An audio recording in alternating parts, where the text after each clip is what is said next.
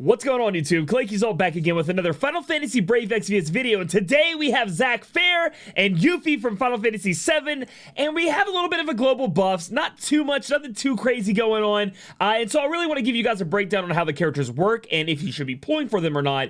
Even though I really want Zack, we'll have to find out at the end of this video. Let's get into it.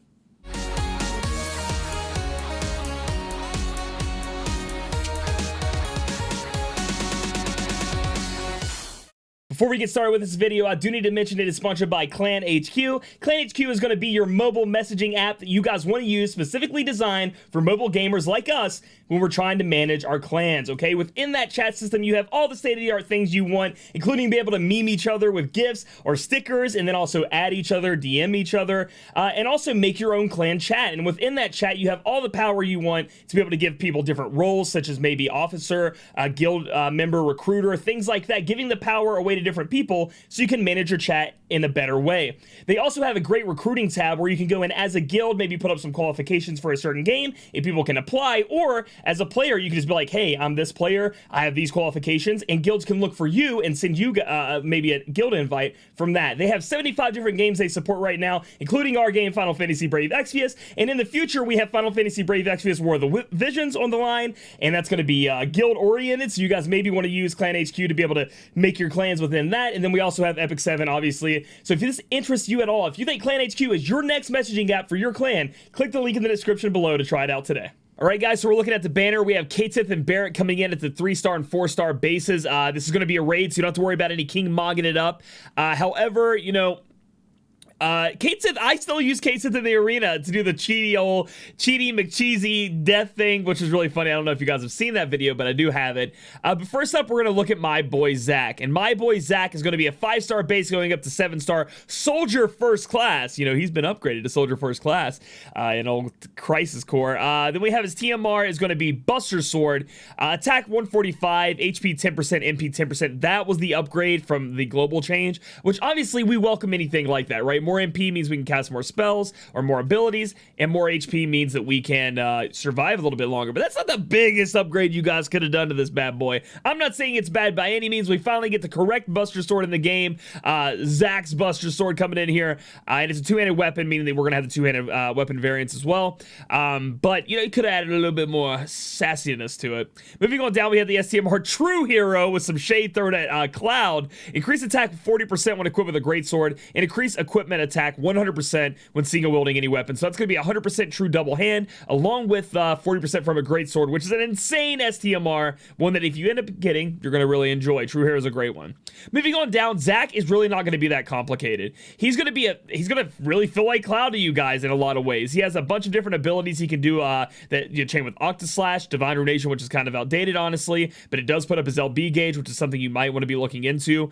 We have a Meteor Rain chain, which you guys are used to having that on Cloud as well. He can cast these abilities twice in a turn with the dual digital Mind Wave, which is great. Chocobo Stomp! Oh no! Then he has Lucky Stars. So let's move on from that. Lucky Stars, excuse me. Let's move on from that and go to Lucky Stars. 6-turn cooldown available in turn 1. Increase attack and defense by 250%, which is quite a bit.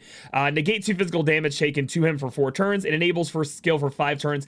Engraved Hero. So we're going to have to look and see what Engraved Hero is there, but that is available on turn 1. It has a 6-turn cooldown. Rush Assault's coming in, available on turn 3, and has a 3-turn cooldown. It's going to be a Graviton Cannon chaining family. Physical damage 18 times to one enemy, 16 chaining hits with that Graviton chaining family. Decrease fire, ice, and lightning resist by 80% for 2 turns to one enemy. The move kind of feels lacking. Now, yes, it's got big modifier stacked on it, and yes, it has a nice little Imperil, but it's only for 2 turns, and it's not even 100%. Along with it being a Graviton Cannon chaining family, it seems like Global is moving more into the Bolting Strike chaining family. It would have been nice to see that get a little bit of a change for Zack coming into Global, since they did actually give him some Global upgrades. Moogle Power! Heal HP 12,000 split over 4 turns to self. Refresh MP 160 split over 4 turns to self. Increase resist to attack break 80%. Okay.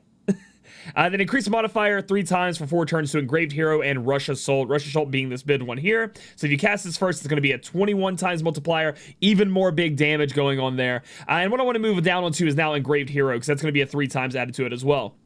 It is going to be his big big finishing move with a critical hit chance. With a critical hit's going to be happening on it, so that's going to be like his big finish move. So like normally you'd have Cloud come in and use Climb Hazard. I do believe is what he would use. He'd finish a move off there. You really want to be using Engraved Hero when you can. That's going to be doing the most damage, especially after you cast something like this, or especially, excuse me, I said especially. I have the problem with that. Growing up, I said especially instead of especially. So you guys have probably heard a lot and keyed in on it. But you want to be casting this ability, buff him up, and then to start using Engraved Hero is the way I want to use him to finish off different kinds of chaining families you may have within your team, because he is going to be a finisher. And then we'll talk about his LB in a minute, because obviously that's going to be the big daddy of everything. And if you look, again, he can double cast this. So you could cast this ability here and this ability on turn 1, and then get him set up with that extra multiplier on Engraved Hero, and then just start Engraved Heroing until maybe Rush is sold up or the LB is up. Moving on down through his different kinds of Angel's teaching. Oh my gosh, I need Zack. I just want one. I just want one just to have him, okay? He's not the best, but come on. Increase attack 40%, increase attack 30% when equipped with a greatsword, so we want to put a greatsword in his hand. Probably need to bust the sword if you want to do it nice. Soldier First Class is one of his passives as well, just a bunch of stats. Autocast Squats Enthusiast. Dude, this guy is flavor texted up to the T, baby. Increase LB gauge 2 per turn. He's going to want that because he want to cast his LB. Let's see what Squat Enthusiast does. Increase attack 110% to casters. So he already starts the battle off at 110% attack up, which is great, and his LB goes up by 2 every turn.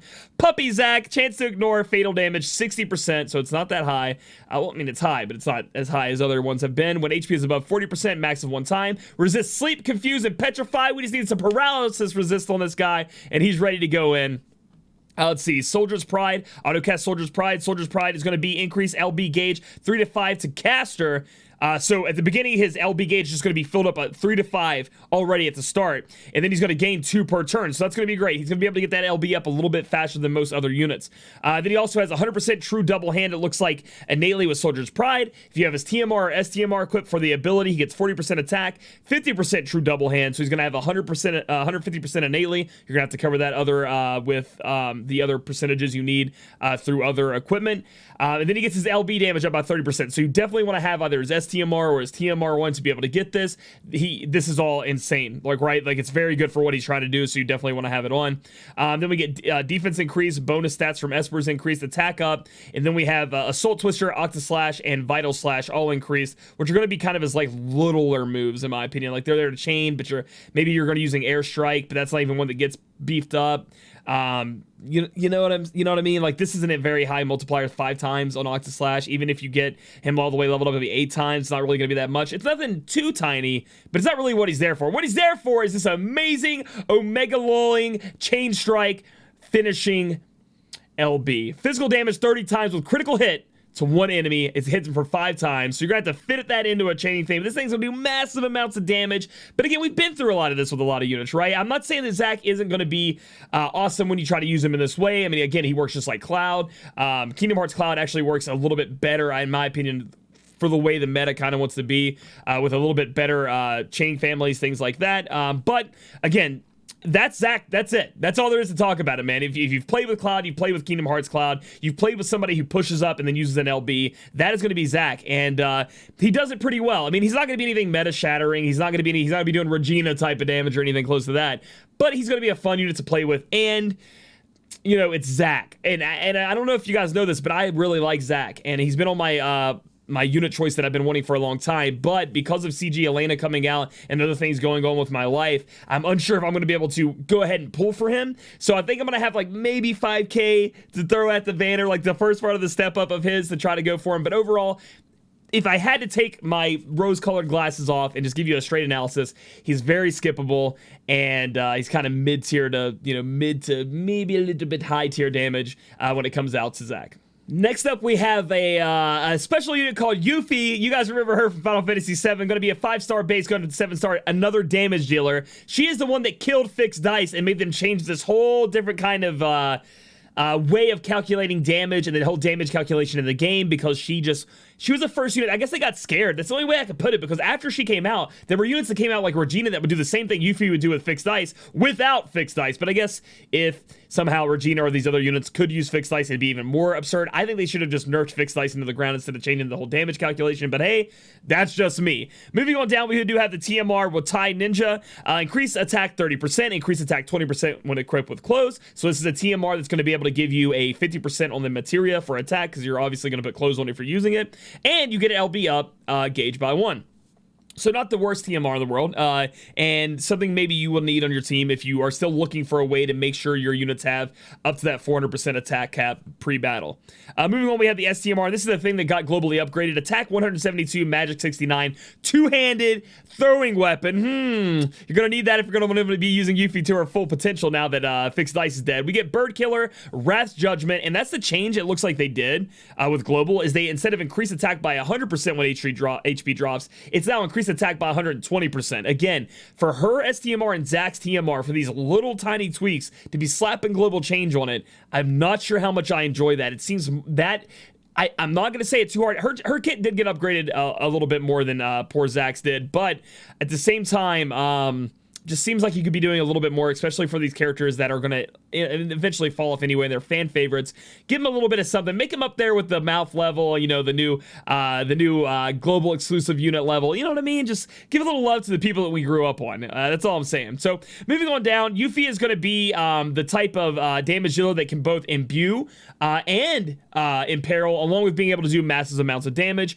She has the ability to put up fill rate, on everybody for 5 turns, 200%. She also has an ability to put everybody's MP and HP up. So she can do a little bit of supporting action in there. I know this sounds kind of weird, but she has the ability to view info on an enemy. And I don't know how many times I'm looking, I'm like, did I have somebody that has Libra on? Do I have an Esper on? You know, it's nice to just have that. So it's something you'll have there as well. She can use throwable items. She has throw.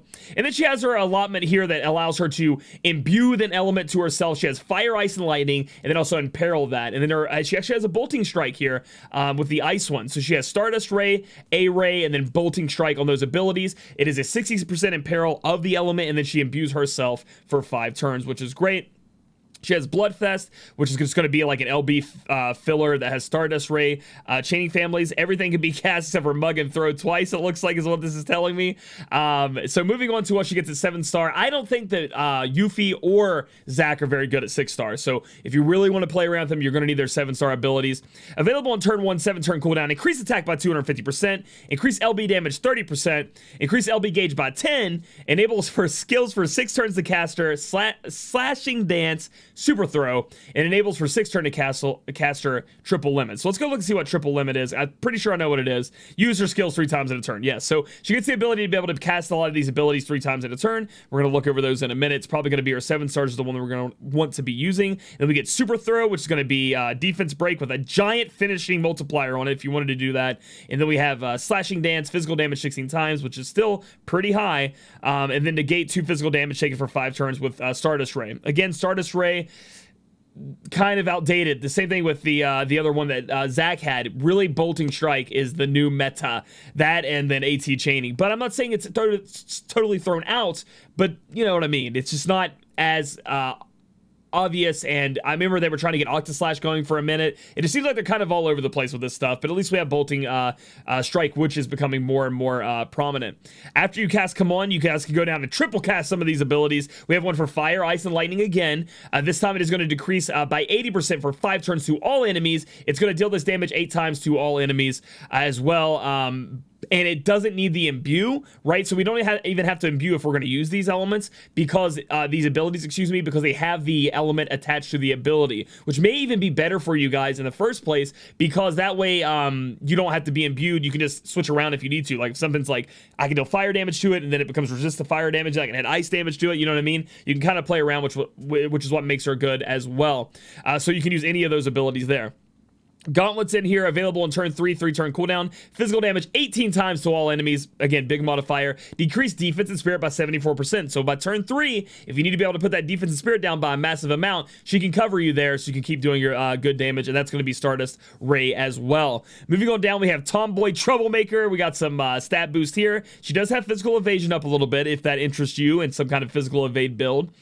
We have increase that to attack with a throwing weapon, but we've already discussed we want a throwing weapon in her hand, and we really want her STMR. Increase LB gauge 3 per turn, great. She hates birds, which is awesome. She's going to throw and kill the birds. Magic and MP up, MP recovery by 7%, sleep and petrify. So we're still looking for paralysis and confusion resistance. Moving on down, increase success rate of stealing by 2, awesome. Increase equipment attack 100% when single wielding any weapon, so she has 100% true double hand inside of her kit right there. Her TMR or STMR ability needs to be on to have this happen. 30% attack, 30% with a throwing weapon, so that's already 60% you can acquire if you get her STMR or you put a throwing weapon on. Physical evasion is going up 20% more, so now that's innately 30%, I do believe. Could be getting a little crazy there. Decrease encounter rate by 50%. You're getting 60% attack. It's a lot, but if you can find other ways within her means, and you find another throwing weapon you might want to use on her or something like that, I guess you can skip out on the TMR, STMR kind of thing going on here. It's really up to you on how you want to build her. It's not too insane, but there are some, good uses for it. But you don't have to break your back, like break the bank to be able to get that going. There are a lot of units you do need that, like Zack, in my opinion, you do, but for Yuffie, Ninja Master, you can skip one. We have Materia Forever, increase defense 20%, increase equipment attack 50%, so she has 150% innately, and she doesn't need to be using her TMR or STMR. Nice. Increase fire, ice, and lightning resist by 30%, meaning she's going to be a little bit easier to build up those elements if you have to fight somebody, maybe a trial or something that does that to you. She's going to be able to get up there a little bit higher with those elements if you get her up to 110. Materia Forever, great. I don't know, dude. I can't wait for that Final Fantasy VII remake. It's going to be great. Attack 20% at 115. At 120, she gets some modifier increases too. Let's see. They're the, I do believe, no, it's not the ultimate ones. It's the smaller ones. Sadly, why, dude? It should have been the ultimate ones. And then we get a 3 times multiplier on Grease Lightning, dude. Where was Grease Lightning? Did I totally skip over that? Oh, it's this little ability here. Okay, never mind. God, come on, man. So we do get those modifiers up if we get her up there, but essentially you're really doing it maybe for the bird killer. Spirit and MP, that's just going to allow you to survive a little bit more against magic attacks and possibly go ahead and do a couple of more casts because she is going to be triple casting with the triple limit down here. Moving on to her big selling point, another big selling point for her is going to be her LB. Physical damage 19 times with ignore defense 50%, okay? So think about that for a minute. That is 38 times multiplier on that LB, okay? And then it also gives you even more bird killer. If you have Yuffie on your team or in your unit box and they come out with some kind of global exclusive bird trial, best be ready because Yuffie's going to be taking it down. Anytime you got to go against a bird, Yuffie's going to do massive damage. But look at that LB for a minute. That LB paired with fixed dice with the ability to imbue herself and imperil someone else, she was just crushing the competition. Especially, again, if it was a bird, it would be like, the bird would be dead. So, and it also enables triple limit for 4 turns to cast her. So overall, Yuffie's actually a pretty darn good unit. She's up there with the damage dealers in our meta. She's kind of a self-sufficient unit. There's no reason to really overlook her unless you don't really have a great throwing weapon or you don't want to go down that road. You could always put something else in her hand. It doesn't have to be a throwing weapon. And then her LB, obviously, if you get some LB damage up on her or something like that, kind of similar to Esther, you can go in and do massive damage with that LB and start killing things off. So yeah, that's Yuffie in a nutshell. So overall, guys, should you guys be pulling on this Final Fantasy VII banner? I really don't know why it was Yuffie and Zack instead of maybe like Yuffie and Sid Highwind. Like, why weren't they together? Why did we put Zack with Yuffie? I don't know. The answer is probably no. And in most cases, you're not going to want these damage dealers. You already have better ones. But if you're a true grit, you got to have all the Final Fantasy VII units and you really want to be using them. I think Yuffie is obviously the more optimal one. She is up there with the higher damage dealers. She's not as great as them in my opinion, but she can still dish out a lot of damage. And if you can get a perfect like setup, she's going to be doing a lot. My poor boy Zack, however, down the rankings, he's not as good and he's not going to be useful. Why couldn't you change him, Goomy? Why couldn't you make him good? So overall, this is a skip, especially. I'm trying to cut out the especially with the entire you know, thing with the CG Elena coming out probably next week or the week after. They said it was in July. You probably want to be saving your lapis up for those, but if you end up pulling, best of luck. And thank you again to our sponsor for sponsoring this video, Clan HQ. Appreciate you guys. Remember, click the link in the description below if you want to check them out. And if you guys like this video, give it a thumbs up. Comment down below if you're going to be going on this banner or you're saving for CG Elena. I want to know. I might spend a little bit on Zack, maybe, just for a dream. And then subscribe for future content. We'll catch you guys in the next video. By the way, these aren't limited time. They'll be in the pool forever.